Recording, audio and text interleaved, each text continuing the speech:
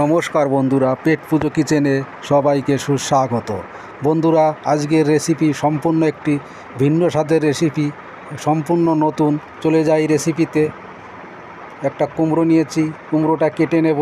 কুমড়োর যে ভিতরের অংশগুলো থাকে, দানা এবং ভুসরা, এইগুলো সব বের করে নেব। আমার চ্যানেলটি ভালো লাগলে সাবস্ক্রাইব করবেন, লাইক করবেন।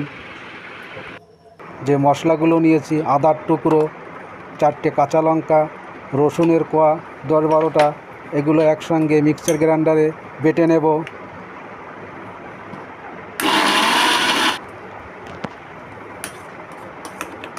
বেটে নিয়েছি মিহি করে।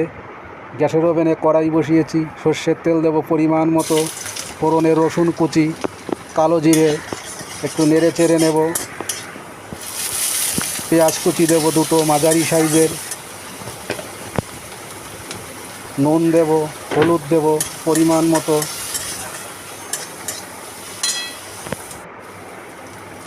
একটা বড় সাইজের টমেটো কুচি দিয়ে দেব। নেড়ে চেড়ে মশলাটা একটু কষিয়ে নেব। বেটে রাখা কুমড়োর দানা এবং ওর ভিতরের অংশ দিয়ে দেব। নাড়তে থাকবো গ্যাসটা লো মিডিয়াম করে, যতক্ষণ না শুকিয়ে যাচ্ছে ততক্ষণ এইভাবে রান্নাটা করে নেব। গরম ভাতের সঙ্গে একদম জমে যাবে, ফেলে দেওয়ার একটি জিনিস। হয়ে এসছে প্রায়, নামিয়ে নেব। এরকম শুকনো করে নিয়েছি। বন্ধুরা, আপনারাও ট্রাই করবেন। আজ আসি, ভালো থাকবেন, নমস্কার। আবার দেখা হবে নতুন কোনো ভিডিও নিয়ে।